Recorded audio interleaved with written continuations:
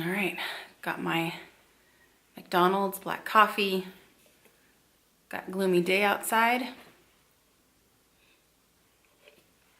Let's rock and roll. Hey guys, welcome back to my channel. Today's video is going to be some tips for you if you are thinking about starting keto.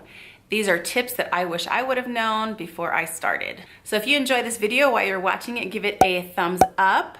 Don't forget to subscribe to my channel, and let's get right into these tips for keto beginners.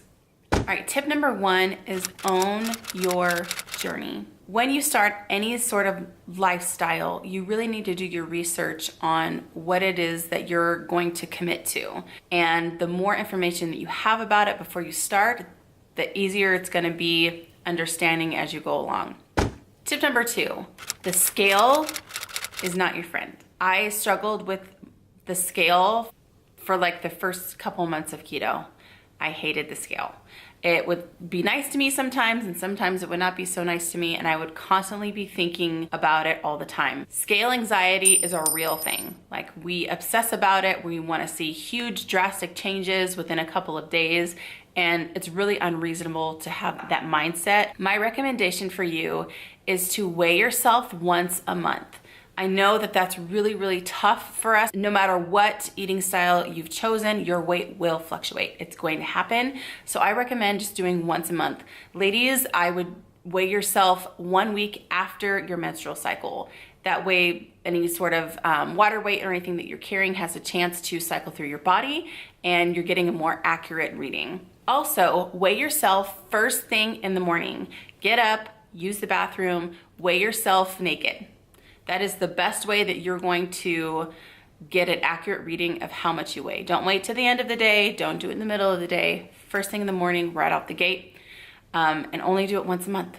Do not let the scale dictate your success. Being on the ketogenic eating style is more than just losing weight. You will lose weight on keto, but you shouldn't be like wrapping your mind around losing weight every single day. Don't let the numbers on the scale dictate your success. How you feel, how you sleep, how you function, how your clothes fit, how your mind is working, your energy levels. All of these things need to be a factor in whether or not keto is being successful in your lifestyle. Tip number three, meal plan. It's vital to your success. If you don't meal plan, you will likely fall off the wagon and just circle right back to where you started. Trust me, I've done this. Every time people think about meal planning, they think about all this long, work and all this prep that goes into it, and it takes up so much time and da da da da. And the truth is that the science of keto is complicated. The foods of keto are not. So what I would do is just sit down and plan out 5 days. Just 5 days of lunches, dinners, breakfast, whatever. And make sure that those recipes are simple. Simple recipes save your life when you're just starting this lifestyle. I recommend getting a really good keto cookbook. Just surf Amazon, Target has some. I found my absolute favorite keto cookbook at Costco. It's this one right here. This is Easy Keto Dinners from Carolyn Ketchum. This book is the best cookbook I've ever owned in my entire life. Every single recipe I've made out of here is amazing. It's so good. My kids love these recipes, and for the most part, they take 30 minutes or less to make.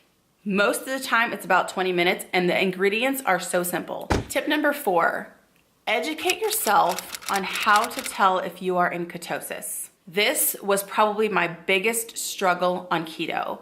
All of the research that I had read were based around, okay, well, you need to get the urine strips, and that's going to let you know whether or not you're in ketosis, which was great. They were simple to use. They were inexpensive. I can do it whenever I wanted to. It was fantastic. So I started to use those urine strips, and after I was on keto for a while, I noticed that my ketone levels started to decrease. And that's because those urine strips only measure the excess ketones in your body. So after a while, when your body has adapted to more of the keto lifestyle, you're not going to produce as much excess. That doesn't mean that you're not in ketosis. It just means you're not producing excess because your body is utilizing what you are making.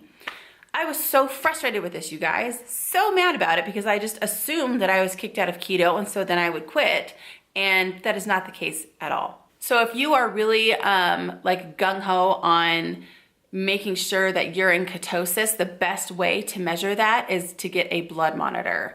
It's just like the monitors that the diabetics use. You know, you prick your finger and it will measure your ketone levels, and that's the best way to tell whether or not you're in ketosis. I found a really awesome resource here on YouTube. His name is Thomas DeLauer. I will link his channel in the description below, but he runs through this entire process of like the keto beginner's guide, and it's fantastic because he goes through all the science and lets you know the good parts and bad parts about starting keto and what to watch out for. It's an amazing resource.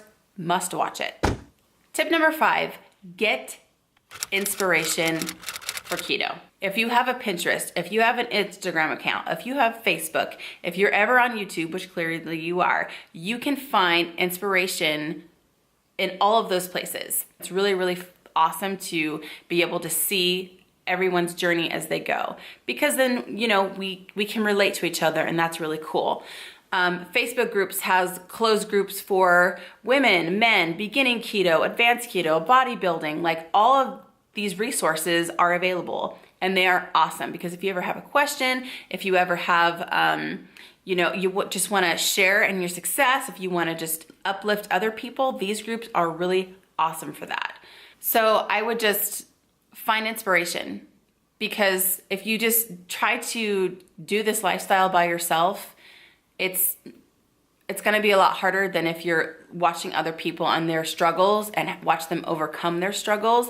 It's going to give you a whole new sense of motivation, and you can do it every day. All right, guys, so that wraps up this video. This is kind of a quick one. I just wanted to share these tips that I wish I would have known when I started keto.